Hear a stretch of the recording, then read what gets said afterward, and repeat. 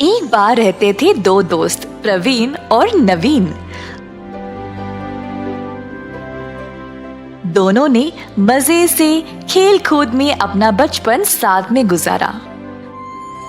बाकी लोगों से अलग दोनों पढ़ाई के बाद नौकरी की जल्दी में नहीं थे। उनको शौक था अनोखे और पुरानी चीजों को ढूंढ निकालने का। एक दिन प्रवीण और नवीन निकले कुछ प्राचीन वस्तुएं की खोज में।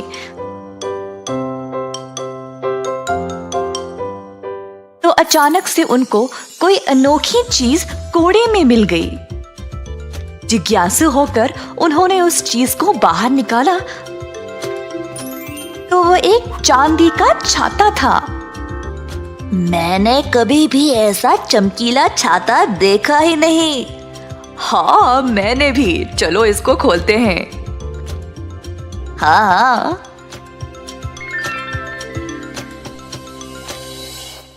भाई भाई देखो इस छाते को, पूरा चांदी का है। वाह, कितना सुंदर है ये।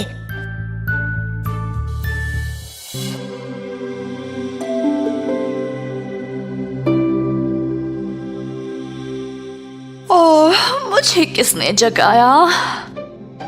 भाई, तूने किसी की आवाज सुनी क्या? हाँ भाई, लगता है हमने यहाँ पर किसी की नींद खराब की है। वैसे यहाँ पर रहेगा कौन? क्यों नहीं रहेगा, मैं तो यही हूँ। प्रवीण और नवीन ये देख रहे थे कि ये बोलने की आवाज आ कहाँ से रही थी। इधर उधर देखना बंद करो, मुझे देखो, मैं छतरी हूँ।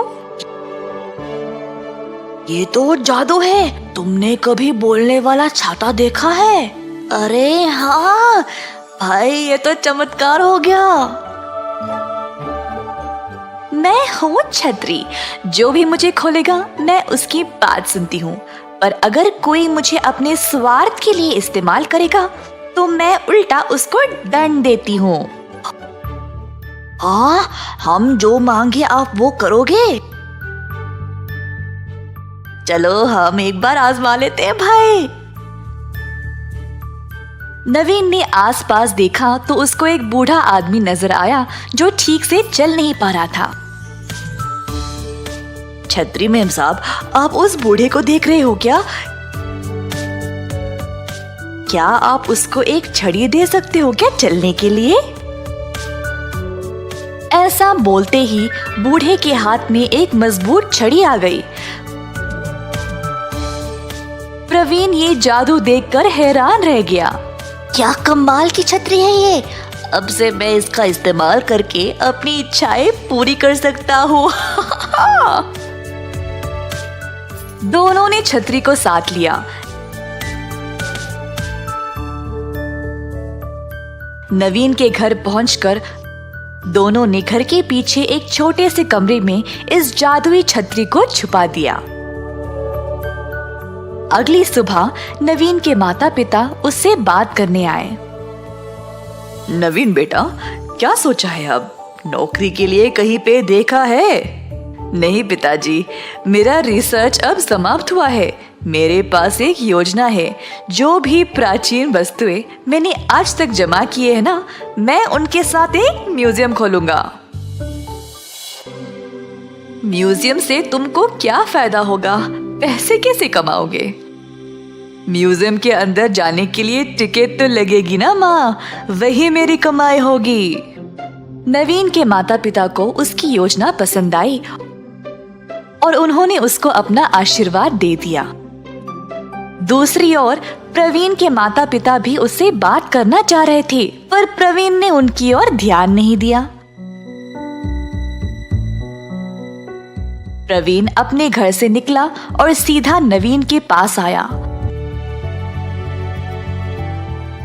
दोनों तुरंत नवीन के घर के पीछे गए।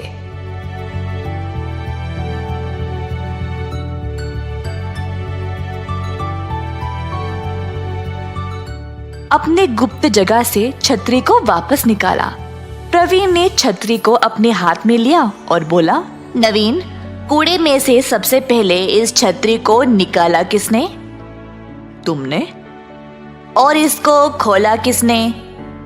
तुमने भाई। तो ये छतरी किसकी होनी चाहिए? मेरी। ये क्या बोल रहे हो प्रवीण? इस छतरी को मैं तुम्हारे साथ क्यों बांटूं?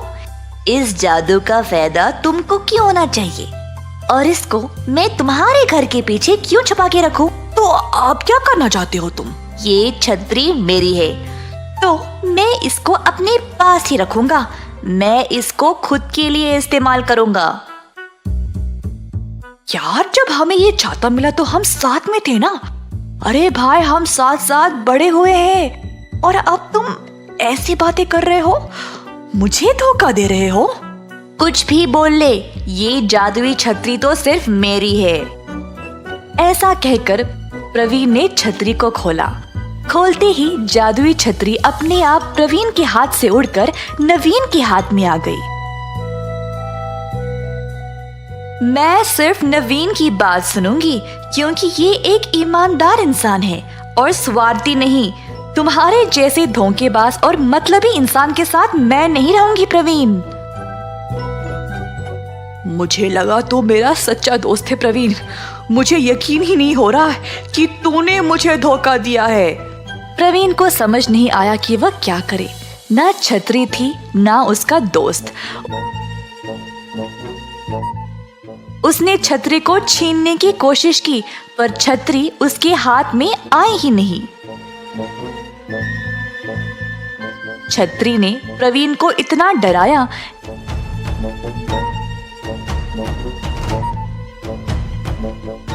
कि अंत में उसने हार मान लिया और वहां से भाग निकला।